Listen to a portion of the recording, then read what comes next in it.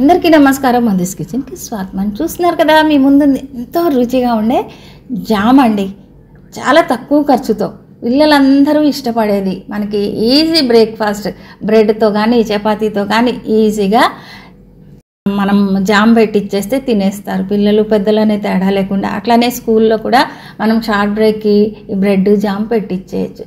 చాలా తక్కువ ఖర్చు అన్నమాట. అసలు టమాటాలు మనకి ఇప్పుడు చాలా తక్కువ ఖరీదులో దొరుకుతున్నాయి. అట్లానే కొద్దిగా చక్కెర కలిపి మనం ఇంట్లోనే ఈ టమాటో జామ్ని చేసుకోవచ్చు అన్నమాట. దీనికోసం మనం ముందుగా టమాటాలని కడిగి శుభ్రం చేసి పెట్టుకోవాలి. ఆ తర్వాత బట్టతో తుడిచిపెట్టుకున్న తర్వాత వీటిని మనం వేడి నీళ్ళల్లో వేసి ఒక 10 నిమిషాల సేపు ఉడికించుకోవాలన్నమాట.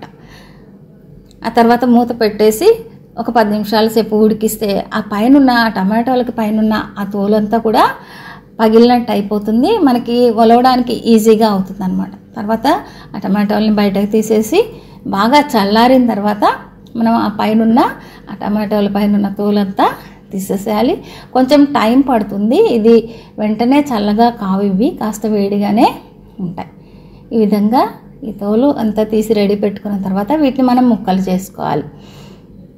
అయితే ఇందులో ఉన్న గింజలు రాకుండా మనం ఏం చేయాలంటే వీటిని అందులో రసం గింజలు ఒక బౌల్లోకి వేసుకుంటే బాగుంటుంది. ఉట్టిగా నేను ఇది మాత్రమే సపరేట్ చేశాను. ఈ గింజలు ఆ జ్యూస్ సపరేట్ తీసుకున్న ఈ ముక్కలన్నీ కూడా మిక్సీ జార్లో వేసి మెత్తగా పేస్ట్ చేసుకోవాలి.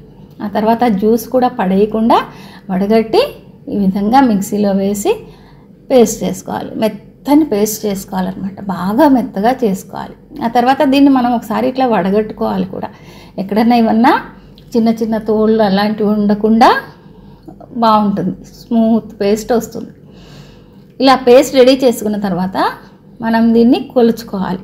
మనకి పేస్ట్ ఎంత ఉందో అంత క్వాంటిటీలో చక్కెర తీసుకోవాలి. అంటే ఇప్పుడు 1.5 కప్పు పేస్ట్ అయింది కదా టమాటో పేస్ట్, దీనికి 1.5 కప్పు చక్కెర వేసి కలిపేసి స్టవ్ పై పెట్టి మీడియం ఫ్లేమ్లో మనం ఉడికించుకోవాలన్నమాట. దగ్గరుండి కలుపుతూ ఉడికించుకోవాలి. అసలు ఇప్పుడు మనకి టమాటోలు చాలా తక్కువ ఖరీదులో దొరుకుతున్నాయి కదా, కేజీ 10 రూపాయలు అట్లా. ఆ విధంగా అలాంటి టైంలో మనము ఇలాంటి జామ్ ఇవన్నీ చేసి స్టోర్ చేసుకుంటే చాలా రోజులు నిల్వ ఉంటుంది. మనకి ఎమర్జెన్సీ టైంలో టిఫిన్ చేయడానికి టైం లేదు అన్నప్పుడు బ్రెడ్ జాము ఇట్లా పెట్టి ఇచ్చేసేయచ్చు అనమాట.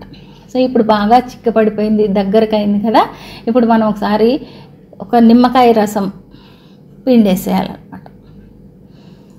ఆ తర్వాత పాకం మంచిగా వచ్చిందా లేదా చెక్ చేసుకోవడానికి ఫ్రిడ్జ్లోంచి ఒక స్టీల్ ప్లేట్ తీసుకొని దానిపైన ఒక చుక్క వేసామనుకోండి, అది అట్లానే కదలకుండా స్టేబుల్గా ఉంటుందన్నమాట. అప్పుడు మనకి జామ్ రెడీ అయిపోయినట్టే. వెంటనే స్టవ్ ఆఫ్ చేసేసి దీన్ని మనం ఏదైనా ఒక గాజు సీసాలోకి వేసేసుకోవచ్చు.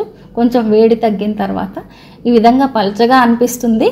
తర్వాత చల్లారిన తర్వాత మనకి మంచిగా ఆ కన్సిస్టెన్సీ అనేది కూడా మంచిగా జామ్ లాగా ఉంటుంది. చూసారు కదా, ఇలా రెడీ అయిపోతుంది. అప్పుడు మనం ఇది మూత పెట్టేసి స్టోర్ చేసుకోవడమే. మనకి ఎప్పుడు కావాలంటే మనం అప్పుడు ఈ జామ్ని వాడుకోవచ్చు.